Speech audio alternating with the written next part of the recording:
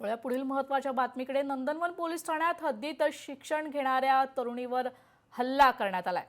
नंदनवन police ठाण्यात हद्दीत शिक्षण घेणाऱ्या तरुणीवर हल्ला करण्यात आलाय। तरुणीवर हल्ला आणि तरुणाचा आत्महत्येचा प्रकार समोर आलाय।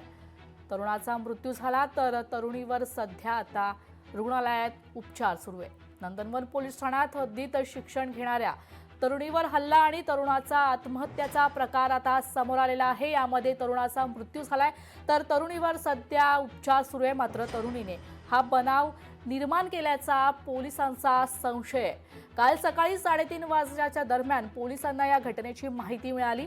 नंदनवन परिसरात भाड्याने राहत असलेला बालाजी कल्याणे हा खोलीत मृत आढळला तर त्याच खोलीत तरुणी रक्तबंबाळ होती। हे दोघेही नांदेड जिल्ह्यातील रहिवासी असून एकमेकांचे नातेवाईक असल्याची पोलिसांची माहिती आहे। आता पुढील तपास पोलिसांकडून केला जातोय। नंदनवन कॉलनी या ठिकाणी एका घरामध्ये एक मुलगा आणि एक मुलगी जखमी अवस्थेत असल्याबाबत आम्हाला कॉल प्राप्त झालेला होता। आम्ही त्या ठिकाणी जाईपर्यंत सदर जखमी मुलाला आणि मुलीला शेजाऱ्यांनी हॉस्पिटलाइज केलेले होते। मेडिकलमध्ये जाऊन आम्ही त्यांच्याकडे विचारपूस केली असता मुलगा जो आहे तो हॉस्पिटलच्या डॉक्टरांनी ब्रॉड डेड घोषित केलेला आहे आणि जखमी मुलगी आहे तिच्यावर मेडिकल येथे उपचार सुरू आहेत।